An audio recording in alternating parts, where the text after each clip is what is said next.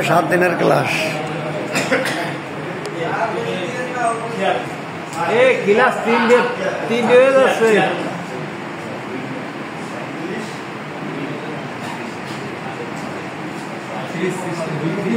3618 না, এটা আছে কিছু একটা হিসাব আছে, ভালো একটা সুন্দর একটা হিসাব।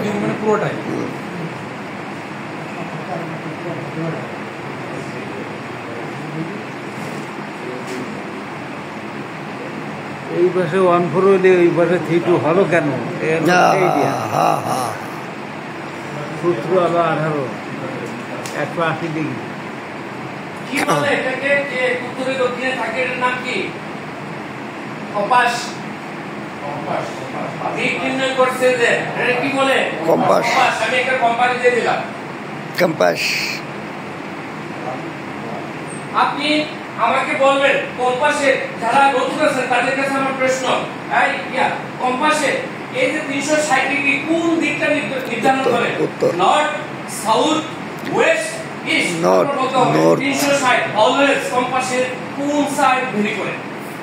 বলেন অন্যতম এটা তো দুইটা দিক মুখ করে, উত্তর দক্ষিণ। কম্পাসের বিশেষ ধর্ম এটা। 360 কি করবে? নর্থ।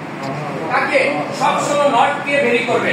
তাহলে যদি তাকে নর্থ ভেরি করে, কম্পাসের জন্ম হচ্ছে দুইটা সাইড দেখায় দাও। সাউথ। সাউথ। 180 কে সে কি দিকে দেখাবে? সাউথ। সাউথ। এবার হচ্ছে রাইট এন্ড লেফট।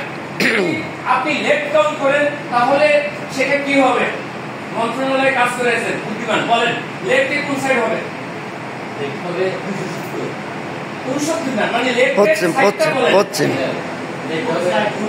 পূর্ব। না পশ্চিম। লেফট কি হবে? ওই তাহলে লেফট হয়ে যাবে কি? ওয়েস্ট। আর এই 90 যেটা হবে কি? ইস্ট। আমি এটা দেওয়ার পিছনে রানওয়ে হেডিং বা রানওয়ে নেম অথবা রানওয়ে ডিজিগনেটর কেমন এটা কিভাবে আমরা করি এটার বিষয়ে আমি বলছি। সো এখন যদি আপনি ধরেন যে 90 মধ্যে 90 কাছাকাছি চাইছে, হ্যাঁ, অথবা মনে করেন 60 আছে, এটা ঘুরবে হবে এন্টি ক্লক না, কি হবে? Clock wise. এটা কাউন্ট হবে কি? Clock wise. তাহলে 360 এর এদিকে কি কমবে না বাড়বে? কমবে। আর এইভাবে ঘুরে আসলে কি বাড়বে। সো আমরা যদি কোনো 36 রানওয়ে দেখি তাহলে বলবো কি এই রানওয়েটা যেহেতু 36 উত্তরে, তাহলে এই রানওয়ে বাকিটা হবে কি দক্ষিণে। বিষয়টা বুঝতেছেন? আমরা যদি দেখি যে 90 আশেপাশে আবার 270 বা 270 এর কাছাকাছি অথবা এর কাছাকাছি আছে, তাহলে এই রানওয়েটা হবে কি পূর্ব পশ্চিমে। আমি কি বুঝাতে পারছি কেন এটা দিক নির্ণয় করছি? আমি কি বুঝাতে পারছি কিনা সেটা বলেন। মানে আমরা ডেজিগনেটর এই নাম্বারগুলোকে, হেডিংগুলোকে যদি 30 এর পক্ষে থাকে তাহলে ধরবো যে উত্তর, আর হচ্ছে বিশেষ করে কি 18 এবং 30 এর কাছাকাছি যতগুলো নাম্বার থাকবে ওই রানওয়ে ডাইরেক্ট বলে দেব এটা কি উত্তর দক্ষিণে। আবার যদি দেখি যে 27 অথবা কি বিশেষ করে নাই এখানে কাছাকাছি যদি হয় তাহলে বলে দেব এটা পূর্ব পশ্চিমে। বাংলাদেশের কোন রানওয়ে পূর্ব পশ্চিমে? একটা কেন্দ্র থেকে বহুত লোক আসছে, দেখি বলতে পারি কিনা? চট্টগ্রাম। বলে তো স্যার বলছে আপনি সিলেট থেকে আসেন না, তাইলে আমি এটা দিচ্ছি শুধুমাত্র রানওয়েটা কোন দিকে আছে এটা শেখার জন্য। ক্লিয়ার সবাই? এটাকে রানওয়ে হেডিং বলা হয়, কিন্তু হেডিং ধরার নিয়ম সে ধরে আমার একটা রানওয়ে, আমি এটা একটা রানওয়ে, কেমন? এটা যেহেতু 90 আছে তার মানে কি ধরেন এটা 110 করে আছে, সাপোজ অ্যাকচুয়াল। আর এটা যেহেতু কত 270 আছে, তাহলে এটাকে আমি 290 ধরলাম। তাহলে এই যে রানওয়ে কখনো এখানে যদি ধরেন ভাই সবাই শুনেন এটা 299 আর এটা হচ্ছে 119, রানওয়ে কিভাবে কাউন্ট করবেন? আমার কথাটা প্লিজ আপনারা বোঝার চেষ্টা করেন। এখানে 299 কেমন, আর এটা হচ্ছে 119। রানওয়ে ডেজিগনেটর অর্থাৎ পদবি কি দিবেন? এটাকে কত ধরবেন আর এটাকে কত ধরবেন? 12 হয় প্লিজ রানওয়ে কখনো অ্যাকুরেট হয় না, হয় এটাকে ধরবে 20 আর এটাকে ধরবে 30, অথবা ধরবে শুধু 29 নালে ধরবে 11। আপনারা কি বুঝতে পারছেন? বুঝতে পারছেন সবাই? কখনো বাংলা ধরা যাবে না, কি ধরতে হবে? Round up, round. হ্যাঁ হ্যাঁ, এইটা দিয়ে বুঝান, এইটা দিয়ে বুঝান, তাহলে সহজ, সবাই সহজে বুঝবে। আচ্ছা সেটা আচ্ছা যে ওটা করে ফিনিশ করব, করতেছি না আমি না বিরক্ত শুনেন। এই যে 299 এই কথা কখনো রানওয়েতে বলা যাবে না।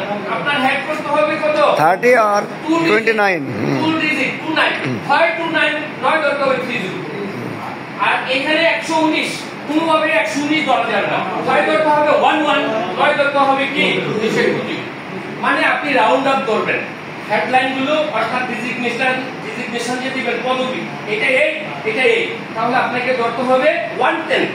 সূত্রটা হচ্ছে কি 110, কোনো বেজোড় সংখ্যা অড ধরা যাবে না, কি রাউন্ড ফিগারটা ধরতে হবে। ক্লিয়ার সবাই? আচ্ছা আমাদের রানওয়েটা বলি, আমাদের রানওয়েটা বলি। আমাদের রানওয়েটা আমি যখন উত্তর পাশে দেই তখন এটা হচ্ছে কত? 140। তো এবার আপনি দেখেন 140 কি এদিকে হবে না এদিকে হবে? আপনি বলেন আমাকে।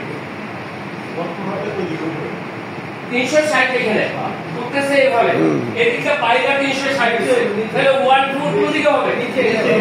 তাহলে ধরেন 142টা আমি সাপোজ কি করলাম কি এখানে নাকি এখানে, তাহলে এখান থেকে এই বিন্দু পর্যন্ত চলে গেল, বুঝতেছেন? অথবা 360 32 হচ্ছে না, আসলে আমার রেখাটা আঁকা হয়নি, আমার রেখাটা হবে এই যে 32 যদি হয়, এই যে মনে করেন এই থেকে এই, আমার মনে হয় আজকের আঁকা অনেক বুঝতেছেন বিষয়টা, বুঝতে পারছেন? আমার রানওয়েটা আছে ঠিক এইভাবে। আপনারা কি ক্লিয়ার? এটা এভাবে হলে কি হয় দেখেন তো? নো হয় না। এটা মুইছা ফেলেন। উত্তরে তো হচ্ছে কত? 14। উত্তরে কি 14 যদি হয় তাহলে এইদিকে হবে, এটা হবে কি এই প্রান্ত। ক্লিয়ার সবাই? উল্টা হয়ে গেছে, এটা এই প্রান্তে একদম সাউথে পড়বে এটা 32। এমন তার মানে কি আমাদের অ্যাঙ্গেলটা হবে এরকম 14 যদি হয় 14, তাহলে এটা 90 যদি হয় তাহলে এই দিকটা বাইরে বের আসবে, মাথার গোলায় হবে এইরকম। এটা মুইসা আঁকেন না, এই যে এইরকম হবে আমাদের রান্না। আপনি 32 দিচ্ছেন না, একটু চিন্তা করে দেখেন 32টা এখানে আসতে হবে, আর 14টা তাহলে 90 আসছে, তাহলে এই দিকে তো বাড়তি আছে, বাড়বে, হ্যাঁ। 90 95 100 এই দিকে বাড়তেছে, তাহলে আমাদের রানওয়েটা সেট হবে এইভাবে। বুঝতেছেন না বুঝেন নাই? না এটা হয় না, এই স্যার এটা হয় না। এই শুনেন প্লিজ, আপনি মানে 32 আর মানে অপোজিট সাইড 14 কেন হলো এইটা বুঝাই দেন, সেটা বুঝা দিচ্ছি। ওইটা বুঝেন, তাহলে সবার ক্লিয়ার হয়ে যাবে। 320 এখানে আমি কত ধরছি? 360। এই আসলে বুঝেন কিনা দেখেন, এটাকে ধরছি কত? 180। তাহলে এই যে এখানে আছে কত? 140, আর এখানে আছে কি 320। এই হচ্ছে আমার রানওয়ে। আপনার উপরে হবে হলো 180, নিচে হবে 320। হ্যাঁ। তো আমার যেহেতু আমার এটা 1 ও আচ্ছা, আবার বলছেন, ঠিক আছে, উল্টা হবে, উল্টা হবে। উল্টাই দিতে হবে, উল্টাই দিতে হবে, উল্টাই দিতে হবে। নর্থ চলে আসবে, হ্যাঁ। সাউথটা হচ্ছে আমার কত? সাউথ আমার হুম, হুম। 320, হ্যাঁ আর নর্থটা আমার 140। 140। 140। তাহলে 140 হলে আমার বিশেষ করে এই সাইড আসতেছে 90 না, এই সাইডে আসছে 320। এই সাইড আসতেছে কত? 320 সাউথে। হ্যাঁ, আর নর্থটা আসছে 140, 140 মানে 1। তাহলে আমার এই স্টেট হবে এই যে এই স্টেট আছে। হ্যাঁ, হুম, 140 করে। এই আর ধরেন আমি সাপোজ ধরছি, কোন একটা কল দেখাতে পারবো না। হুম। এবার আপনি বলতেছি আপনারা এটা কি করেন হলো 140, আর এটা কি হলো 320। হ্যাঁ। তাহলে আপনি এটা তো এই হ্যাঁ, সহজ হয়ে যাবে। কম্পাস এটা যে করছি এইটাই দেখা এইটাই দেখাইতে বললাম না দেখাক না আচ্ছা যাক এখন কথা হচ্ছে কিভাবে অপোজিট কাউন্ট করব একজনের প্রশ্ন করছিল এই 180 কে বেরি করে অপোজিট কাউন্ট করতে হবে 180 বেশি হলে মাইনাস করতে হবে অপোজিটটা পাওয়া যাবে আর 180 কম হলে প্লাস করলে এর অপোজিটটা পাবেন সে ধরেন এটা দেওয়া আছে কত নর্থে দেওয়া আছে 140 আর এটা দেওয়া আছে কত 320 এই দেখেন 140 180 যে বড় না ছোট ছোট 180 যে ছোট প্লাস হবে অর্থাৎ 140 আর হচ্ছে কত 180 হ্যাঁ 2 3 কত হলো 320 এই যে 30 320 এই তো যোগ বিয়োগ করে এগুলো করা হয় বড় তাহলে 320 লিখবেন 320 আর হচ্ছে কত 180 শূন্য 4 হ্যাঁ 140 তাহলে অপোজিটটা পাওয়া যাবে এভাবে সাধারণত আমরা কাউন্ট এক সাইডে এই যে এটা হচ্ছে সবচেয়ে মানে জানার বিষয় এইটাই সবচেয়ে জানার বিষয় আর কি অপোজিট আচ্ছা রাত দরকার নাই মানে 180 থেকে হিসাব হয় আর 180 ডিগ্রি হাউ টু কাউন্ট হেডলাইনটা হবে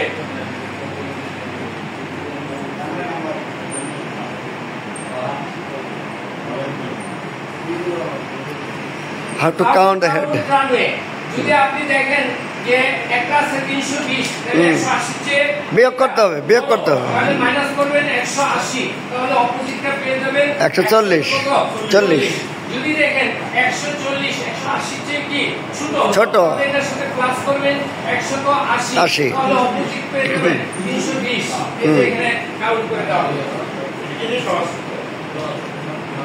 18 ওই একজনই কম্পাস দেখাইছে 18 90 270 আর 360 ওই ডিজিটগুলো মনে থাকলে এটা কি পূর্ব পশ্চিমে না উত্তর দক্ষিণে এটা ইজি বোঝা যায় আর আজকে কিন্তু আরেকটা জিনিস আমি বলছি রানওয়ে ডেজিগনেটর বা হেডিং করা হয় 110 রুলে বুঝছেন সবাই এটা 110 বুঝুন তো যেমন আমি উদাহরণ দেখাচ্ছিলাম 119 এটা বলা যাবে না হয় বলতে হবে 11 আর নাহলে বলতে হবে 20